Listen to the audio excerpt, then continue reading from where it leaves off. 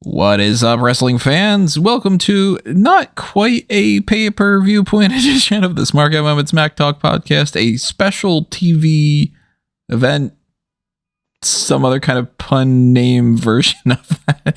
We're going to review a WWE ROADBLOCK's episode of NXT. I am Tony Mango, joined as always by Robert DeFelice. Hey. And we are doing this right after the show had ended, so we are going to be giving our fresh opinions about this, and we could have done that on the hot tags this week, but I'm going to be perfectly honest, I didn't have anything in mind to do this week, and now that probably means since we're doing this tomorrow, I'm just going to suddenly think of some kind of a topic, but I also don't have anything in mind for the Darkcast or for the next 2 weeks.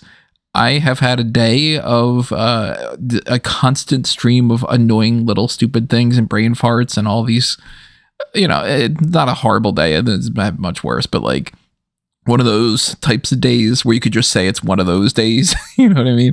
And part of that was just brain dead and couldn't think of anything. Rob suggested, why don't we talk about ROADBLOCK? And hey, look at that. We're going to go ahead and do that. So we are going to break down what happened. We are going to treat this basically the same as what we would for a pay-per-view point, but it's not a pay-per-view. So, hey, dedicated extra thing for that normally would have been on the hot tags, and then we just won't talk about it on the hot tags.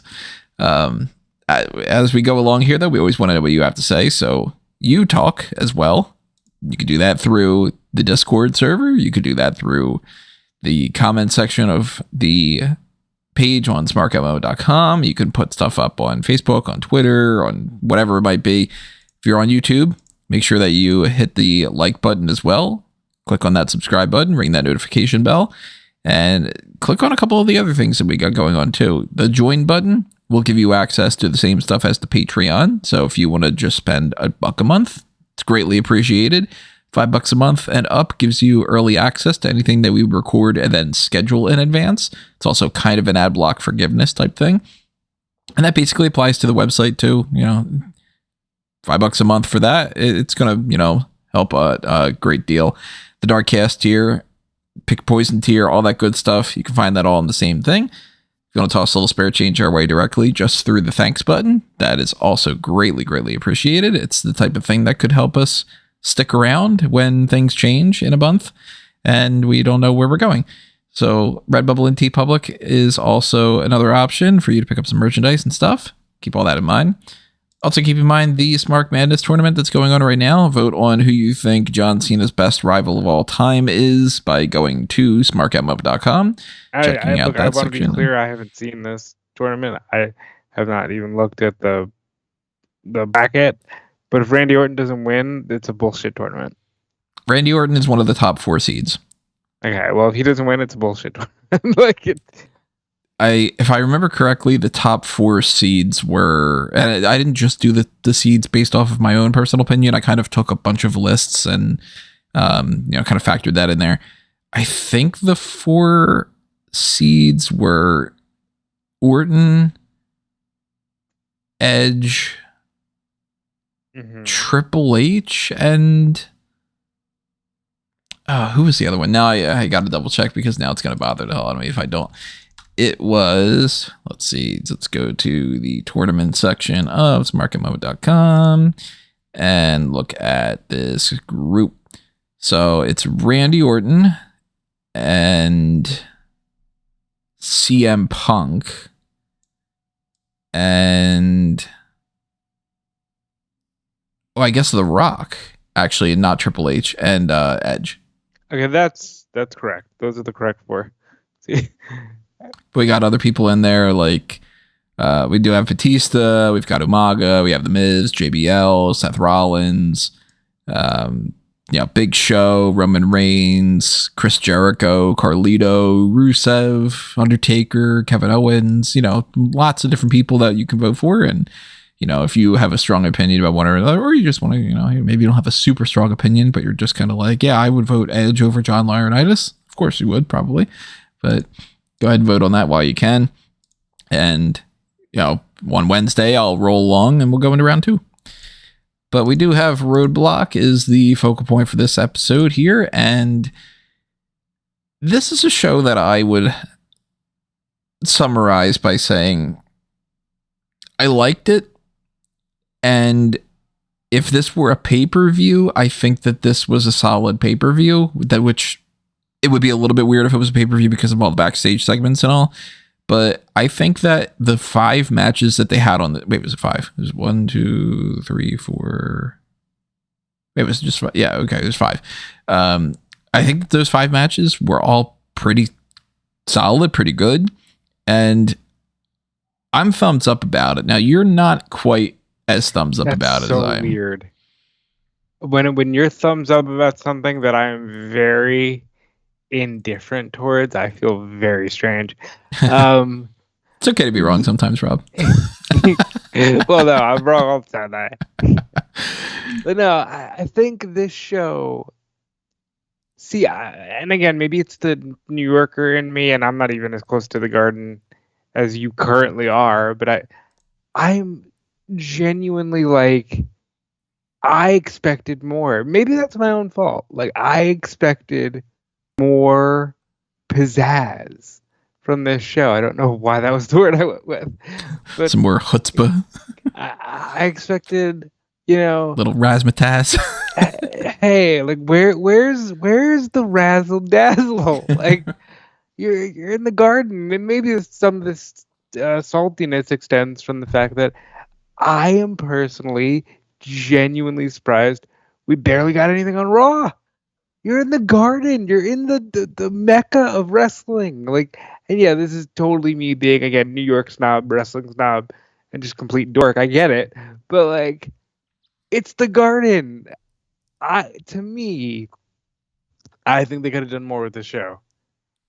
I do agree with you that they certainly had some opportunities where they could have done some other things just to make it a little bit more special.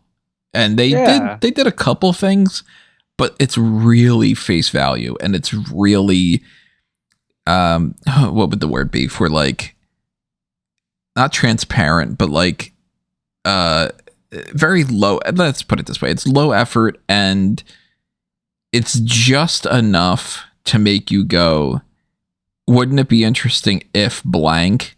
And then you go, yeah, and what about it? And then they go, well, that's it. That's all we mean. Like, but for instance, why is there a backstage thing with Mickie James talking to Jada Parker? All she does is say, hey, it's Stand and Deliver season. This women's division is great. Do good stuff and go make your mark. Go stand and deliver. And Jada Parker's like, neat.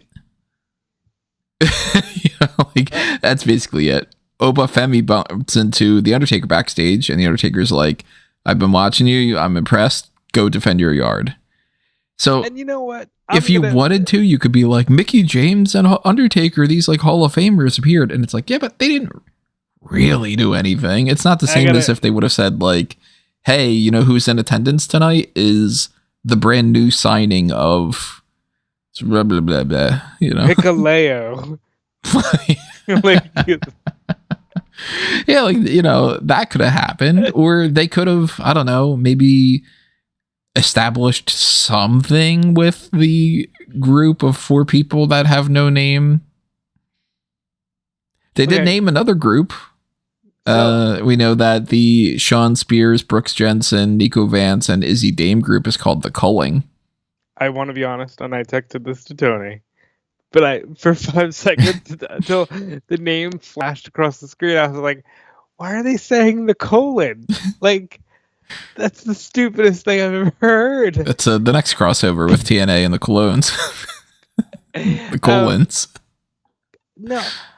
Let's start there. Undertaker is on this show, and he has this brief moment with Oba Femi, and it's perfectly fine. But you could have really had Undertaker, instead of it being like Oba Femi is walking and Taker just happens to be standing there menacingly, you could have had him like knock on Oba Femi's locker room door and said, hey, it was different back in my day, but I'll tell you right now, if anybody came in from another company and tried to take my title, I don't even need to tell you what I would have done to them. You're not just defending your yard, you're defending all of this. And in a way, you're defending me. So don't let me down. Like, just fucking something. Like, give me some meat on the bone. Like, everything was so. Yep, that's what they did. You want some meat on the bone? No bread, no water. No wet, no wet, no bread, no water, just meat.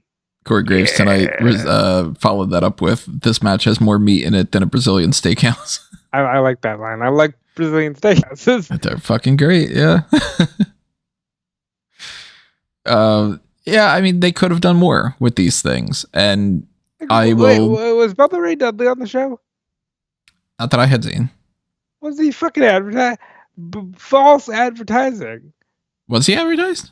Yeah. If he was on the show, I didn't catch him at all. They were all supposed to be on the show, which I thought was weird because they're advertising Booker T, and it's like, he calls the show. Yeah. I didn't watch LFG yet from Sunday. I have to go back and watch that episode. I still have to watch that. I still have to watch Evolve. Maybe I will tomorrow. Maybe I'll just veg out on the couch, but I've kind of been in wrestling overload. Oh, I've been 100% in wrestling overload. I am so looking forward to NXT being the only show that I have to watch, or well, Dynamite, I guess, but with Raw and SmackDown for these next couple episodes, being able to watch them at 3 in the afternoon. 3 p.m. Yeah, oh my God. Hell yeah, man. I'm so fucking excited for that. I'm going to knock that shit out. I'm going to be done. I get to like have a normal Friday night. Oh, that's going to be so good. But as far as like Roadblock's like extra stuff, I still, from the perspective of somebody who, like, we've talked about it on this podcast a million times, like Rob and I are in the fortunate and unfortunate situation where this is our job, is to write about these things and to, you know, break down angles and to talk about all these things and all. And that can be exhausting. And NXT tends to be the most exhausting show a lot of the times, because they usually just hit you with a bunch of things in a row. And tonight they didn't do that. So I'm very thankful that they didn't just like announce 30 different things in one segment, or have like one of those traditional backstage things where the camera follows the camera follows like Ashanti breaking up with Carmen Petrovic, and then right after that Oba Femi trips and he's injured, so then they go, oh, what are they going to do? The title might be, you know, vacated, and then somebody else shows up and goes, I'm brand new and I'm going for that belt, and that's happening in 2 weeks, and then you go, fuck me. No, and then right after that you see Hikuleo's shoulder in the far corner of the screen, and you're like, there he is. And then it just cuts to some kind of a graphic on screen that just says like coming soon, I don't know, Don Blurbman, and you're like, who the fuck's Don Blurbman? Is that Hikuleo? Do I gotta write 2 articles for this? It's Don Blurbman gonna be a thing now, I guess. I don't know. Don Blurbman. Good old Donnie Blurb, you know. That's everybody's favorite wrestler. Yeah. What's your favorite Donnie Blurb match? The last one. Yeah, same as yours, right? They started off this episode with a good match, though. Hardy Boyz against Fraxiom. And this is one of those things where we totally went into this with a disagreement. I was like, all right, Hardy Boyz definitely retain. There's nothing to this other than that. You were thinking that there was more of a chance that Axiom and Nathan Fraser could actually win the belts. Again, I don't know, guys. Maybe sometimes I am so foolishly like into professional wrestling that I will convince myself that something cool is going to happen. And the match was great. I got to say that. The match was fantastic. Which is great to see the Hardy Boyz still having fantastic matches. But towards the end, I'm going, all right, Hardy's win, and maybe we get a Hall of Fame announcement. But I'd still rather see Fraxiom win. And then the Hardys win. And they immediately cut to Jada Parker and Mickey James. And I'm like, oh, they did nothing. They didn't even do a handshake or anything. That was the other thing that surprised me. They didn't even do like a handshake, like a, hey guys, that was a fucking great match. Thanks. None of that. It's crazy. That happened with Oba Femi and Moose too. That one I will say I didn't expect. Yeah, I was going to say that one I didn't expect as much, but I still kind of thought that they might do it for that one. But I thought it was a guarantee for Fraxiom and Hardy Boyz. And yeah, there was just like, hey, by the way, Mickie James is backstage with Jada Parker, which, you know, you could do any kind of pairing for that, but it is a little bit weird to me that it's like, let's give a little bit of a spotlight to Jada Parker, and then at the same time, not like Kalani or Device. Jada, they had said would be on the show. So I guess they were just fulfilling that. They like advertised that ahead of time as if it was like that really mattered. Because she said, I'm gonna be on Roadblock to watch Giulia and Stephanie. So maybe they were just fulfilling that. But no, back to Hardy Boyz and Fraxiom. That was a really fun match, and the spot where Jeff Hardy moves and Axiom just full force, he nailed him. To Nathan, it was one of the nastiest spots I've seen in a while, and Hardy hit a perfect swanton. Just a really great match, and the Hardys are in a great zone right now, and I'm not gonna say retire now because you're on top, but yeah, I do have a quit while you're ahead hope for the Hardys. Somebody that I know in the crowd that was very happy to see the Hardys was Peter. Was in attendance. We didn't get a Hall of Fame announcer, but we did get a 2-time Smark Unlimited Hall of Famer in the crowd. So there's that. Taking advantage of the Sign Me Up initiative with his Mark Out Moment sign. Always greatly appreciated there, Peter. Hopefully you enjoyed the show. You have to let us know. You probably really did. It was fun. Yeah. So Hardy Boyz and Fraxiom just ends the way that it ends, and it seems like that's the end of it. It's just Hardy Boyz are the better team, and there you go. But I'd be down to watch another match between them if they want to go ahead and do some, like, okay, now the match is going to be for the NXT tag team titles or something. They could make a best of 3 series out of this or something. I'd be down for that. I would absolutely be down for that. At this point, since they didn't announce anything for Stand and Deliver still, I'm very curious what they're going to do for a lot of these matches. One of them being, I can't think of anybody that makes sense to fight for the tag titles. Like, it shouldn't just be Briggs and Inamura again. And yeah, it shouldn't be OTM. It shouldn't be like any of these teams, the way that they're doing on SmackDown. SmackDown could very easily be, which, by the way, we didn't talk about it, and I don't think we're going to really talk about it on the hot tags because we tend to skip SmackDown unless it's something that's like monumental. But Pretty Deadly beat Los Garza and Motor City Machine Guns. I'm surprised about that. I saw that coming. I think it's just going to be a cluster at Mania. You know what I would like? Let's have some fun here. Let's do DIY versus Machine Guns versus Hardys versus Fraxiom. Just give me some ladders, put all the belts up there, and just go nuts. Go for it. Yeah, but yeah, I don't think that's going to happen at all. But I do think it's going to be DIY and Pretty Deadly and Motor City Machine Guns and Street Profits. You don't think the Garza's getting there? No, now that Santos was just like, quit fucking up. Well, they followed that up with Andrade being like, hey, it's the good old Andrade family office. Andrade going, it's WrestleMania season. Who can I team up with in the Latino escape this last year? I think that's more so maybe he pulls Berto out and it's like Berto and Andrade against Santos and Angel on like SmackDown. That's not getting on the WrestleMania card for anyone that's wondering. But yeah, they could do something along those lines on like SmackDown prior. But the like Axiom and Fraser setup there's not a single tag team at NXT that makes sense to me for them to fight. So I start looking elsewhere, and I start thinking, well, who could they fight at Stand and Deliver? They have to be on the card. And I mean, technically speaking, they don't have to be. It's not if they wanted to do 9 matches and get around it, then they could get around it and all.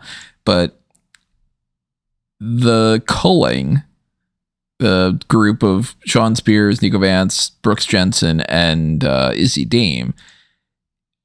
Brooks Jensen and Nico Vance against them, it's a possibility, but that's not where my brain goes straight to. And then you look at the group of Saquon Sugars, Osiris Griffin, Deion Lennox, and Cutler James, which still doesn't have a name and still doesn't have a purpose and still just is hanging around.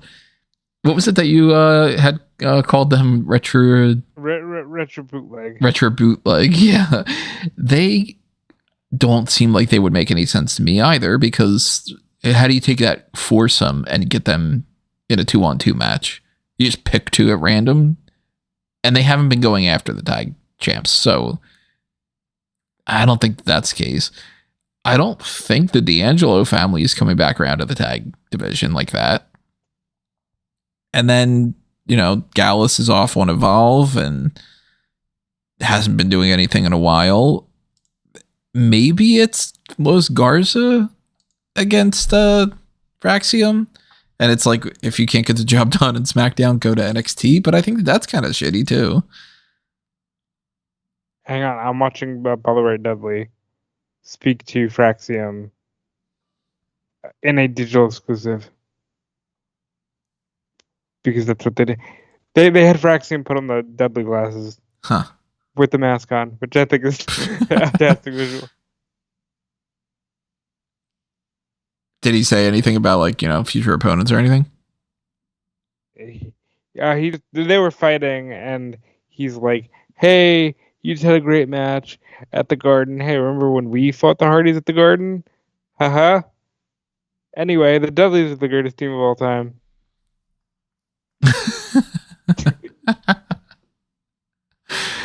And I think maybe it'll be a Fraxiom against the Dudley Boys. I think Fraxiom said testify, which is fantastic.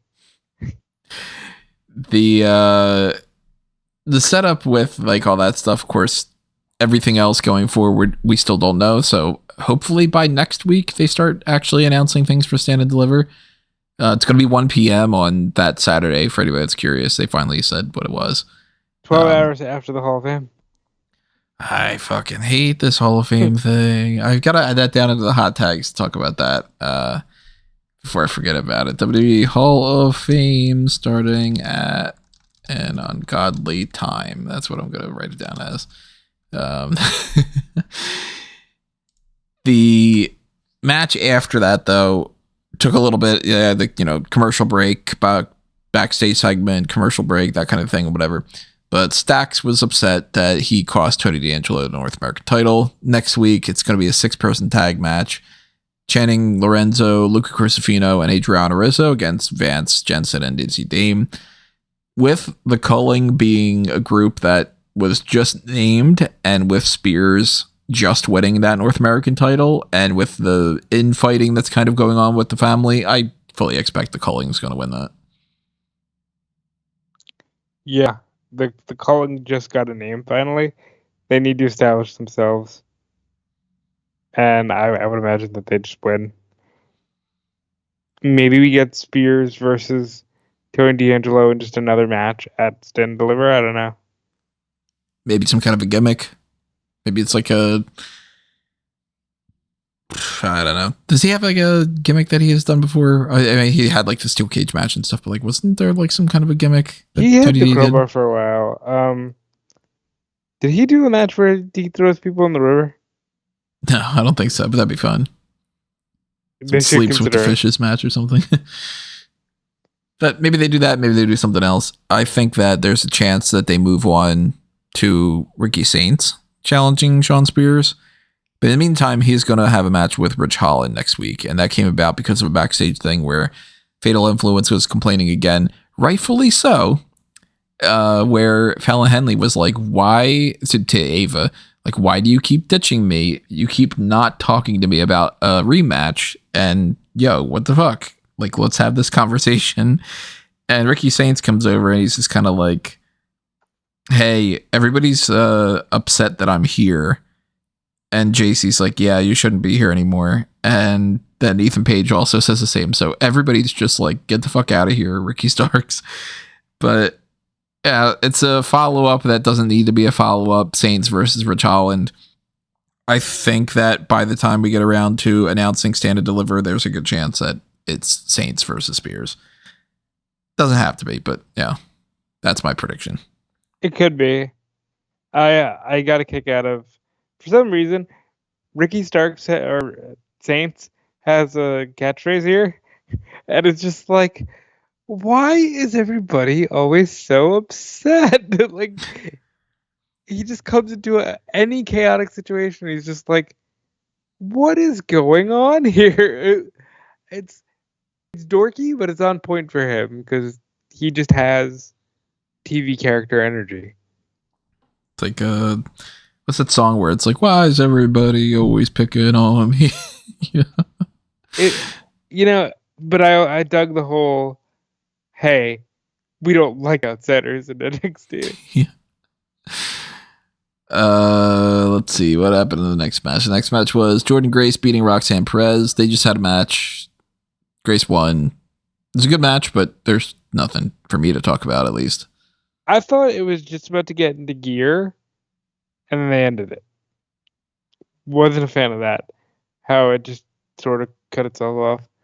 But, here's another thing where, again, I was reading too much into things. I was really hoping Roxanne would just stay in the ring, get her goddamn farewell from NXT, and then that would be it. With the way they ended this, I'm not convinced that we won't see her on NXT next week. And maybe even at Stand and Deliver. But then again, what does she necessarily do? And then what does Grace necessarily do? And then Grace, I just think, is going to fight the person who won in the main event. Possibly. Come back around to that. So Oba Femi had his backstage thing with The Undertaker that we mentioned already. And then Oba Femi beats Moose, retains the NXT Championship. I thought this was a rock solid match.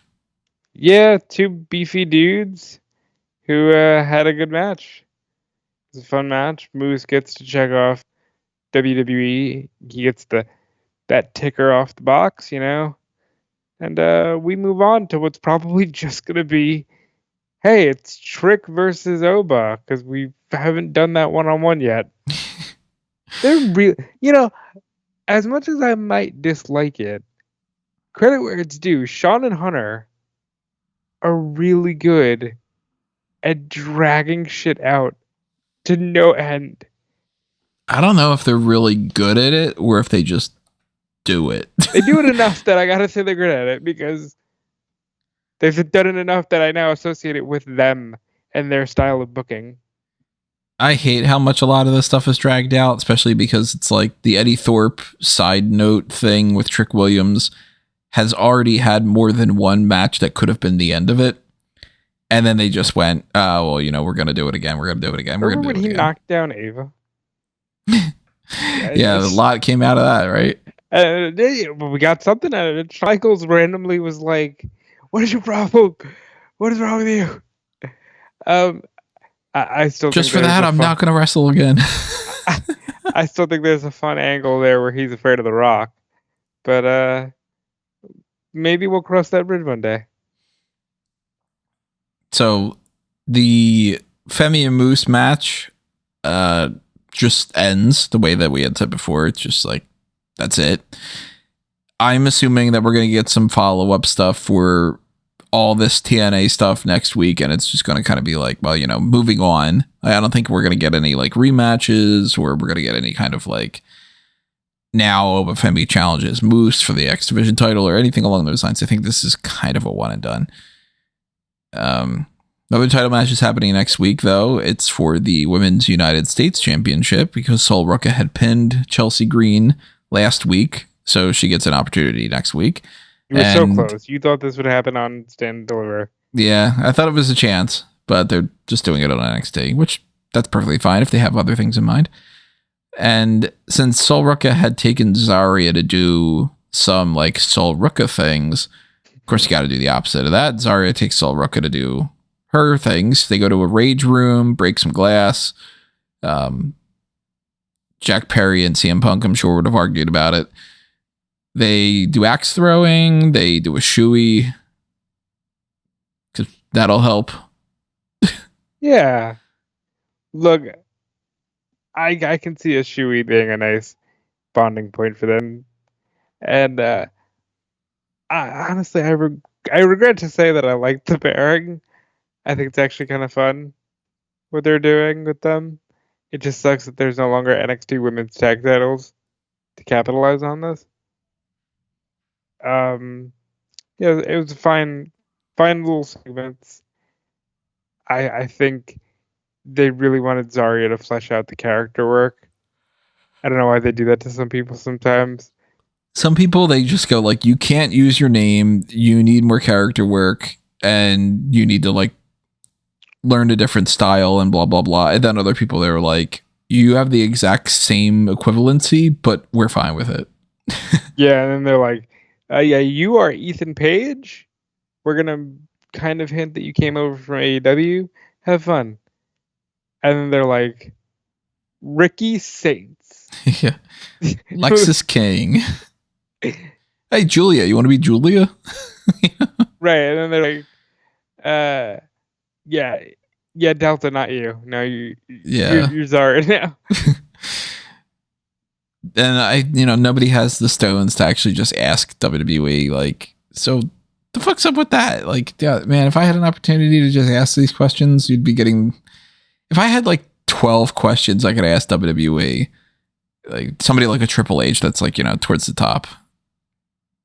That would probably be one of them. One of them would certainly be, what's up with the fucking website? Why can you guys not like update things as they happen? Why is Smark Moment a better resource than your own goddamn website? Number three would probably be, can you at least clarify on the website, if not elsewhere, what the hell is happening with this Universal Championship? Because you still have Cody Rhodes listed as the Universal Champion. Like, can we sort that out? Or if not, then why? And have them actually say something, But Zarya is on the sidelines next week. It's going to be probably her on the sidelines and Piper Niven on the sidelines. Sol Ruka versus Chelsea Green. I am not anticipating a title change whatsoever. That would be incredibly shocking. Yep, Chelsea Green will win. Yeah. Javon Evans beat Ethan Page in their New York City street fight. And then got attacked by not Retribution, but we can't call them anything else for like the 7th week or something.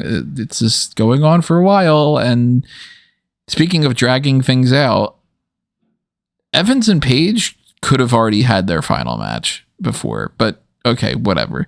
This has to be the end of it. Here. This was a really good one. It was good, and this has to be the end of that. And then we're just dragging out the group of the 4 guys. Like, I'm starting to get convinced.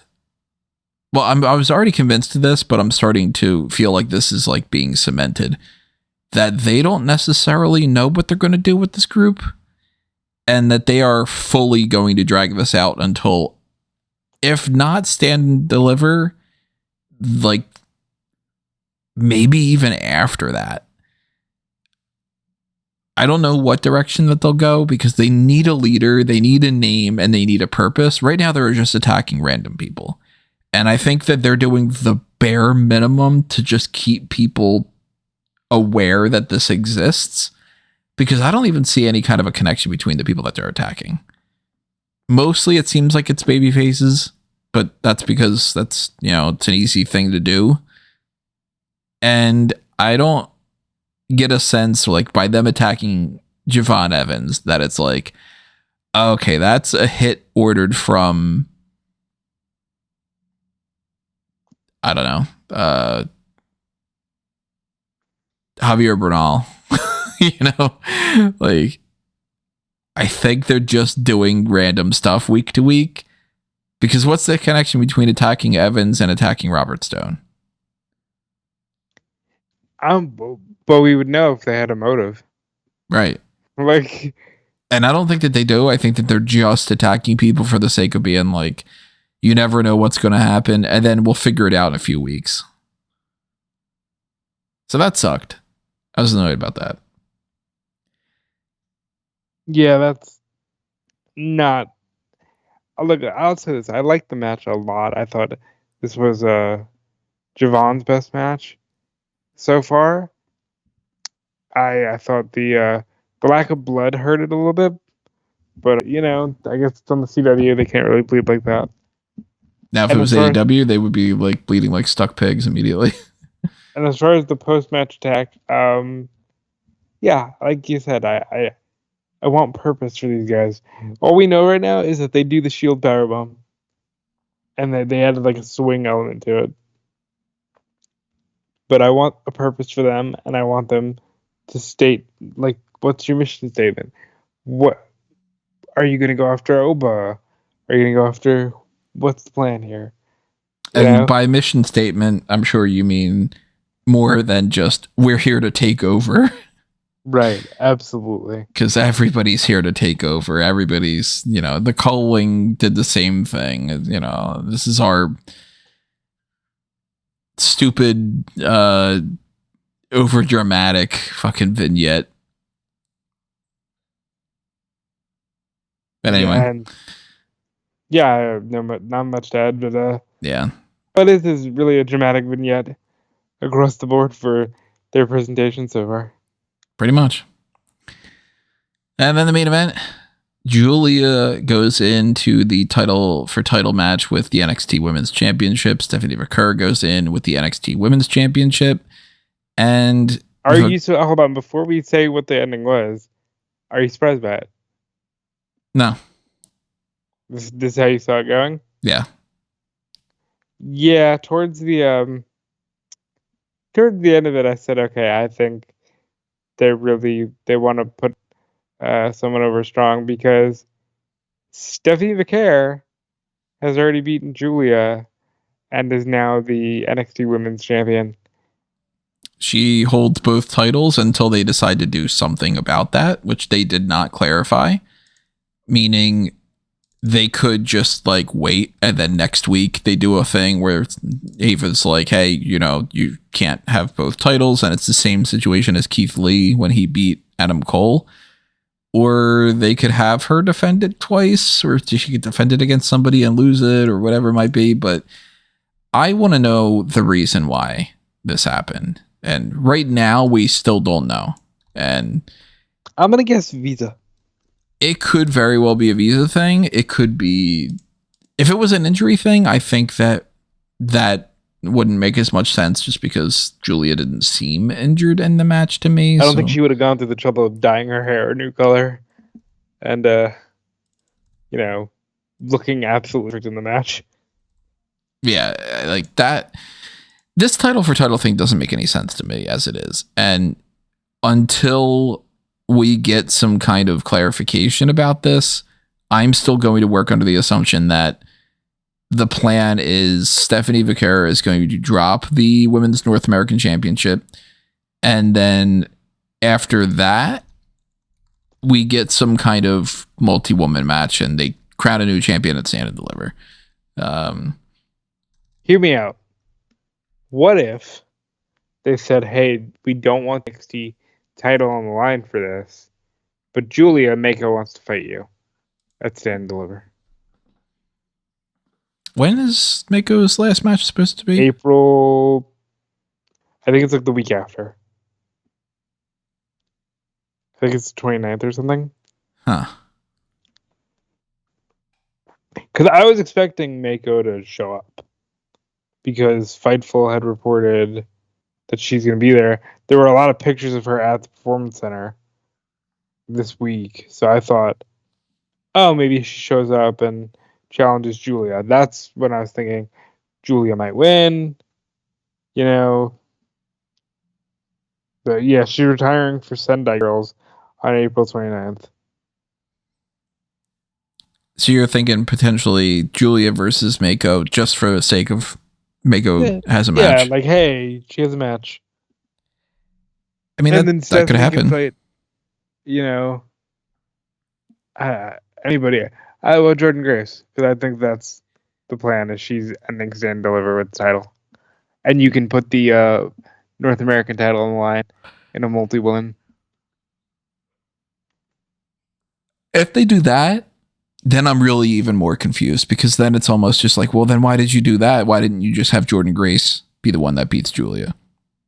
Like, why wait a year basically to have Giulia win the title and Vaquer to win the title, just to less than a month and a little over 2 months later for one and the other, take the title off of Giulia, have Vaquer hold both titles, and then just have her drop both of them right after. Like, to me, that's very much like, are you just trying to check the off the box? Like, just be like, all right, we wanted Giulia to be a champion, we wanted Vaquer to be champion.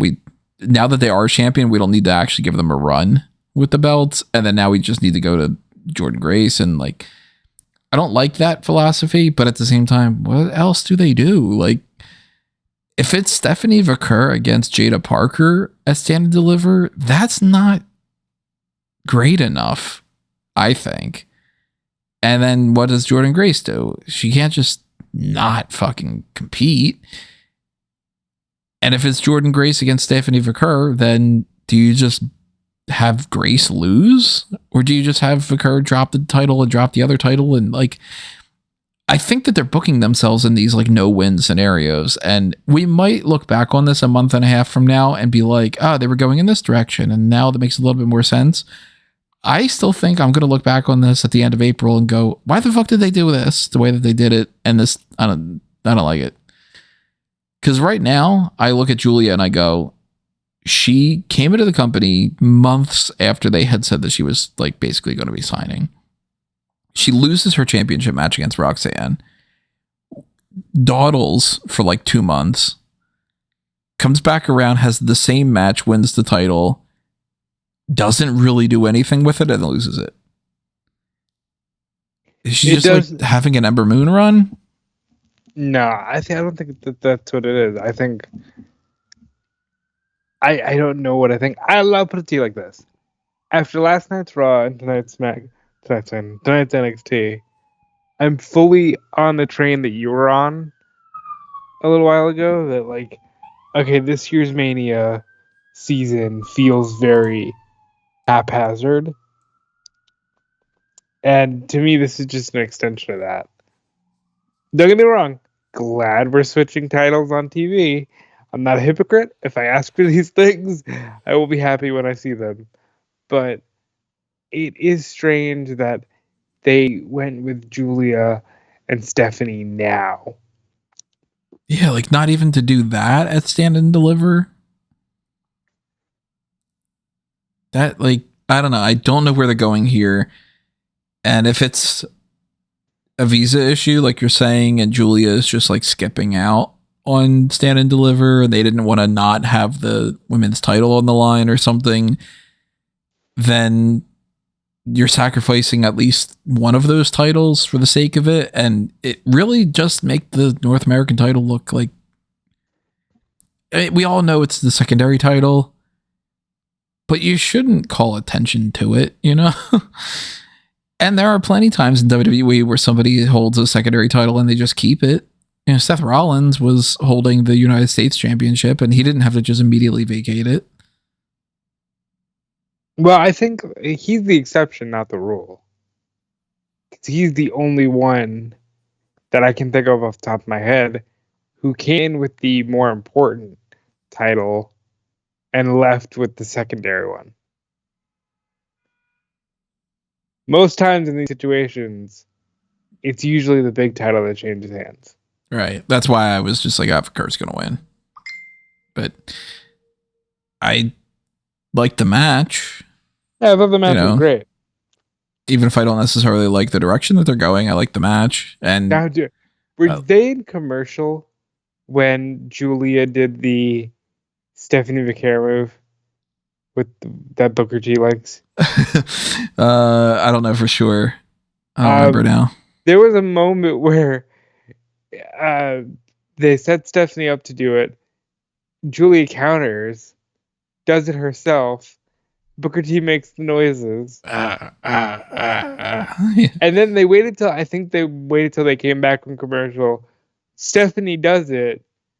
And the theater at Madison Square Garden starts chanting Booker T, Booker T, Booker T. Hysterical. Obviously, one of the best parts of the match, as it always is. Big fan of Vaquer for multiple different reasons. I want Giulia to bounce back from this. I want Vaquer to have a good, solid title reign and not just drop it immediately. And at the same time, I want Jordynne Grace to be the champion. So I don't know, kind of stuck. I'm excited. I think Grace will be the champion. But this was a good match. I don't know why they rushed to get here, but this is a good match. Again, I think overall, my thoughts, the matches themselves were solid. But I was just expecting more of a spectacle. And if we get something like that next week, it'll be interesting why they didn't just do that here. But I could see their philosophy being, we already have this title for title match. We already have these TNA people coming over, and we already have a street fight. Let's not give them anything more than that because we need to stretch things out. We need to spread the wealth a little bit.